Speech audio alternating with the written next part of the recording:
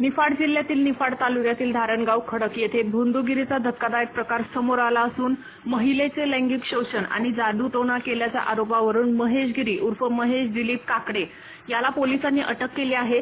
निफाड न्यायालयाने आरोपीला 5 दिवसांची पोलीस कोठडी सुनावली आहे। धारणगाव खडक परिसरात राहणाऱ्या महेश काकडे याने श्रद्धेचा गैरफायदा घेऊन एका महिलेचे लैंगिक शोषण केल्याची तक्रार दाखल झाली होती।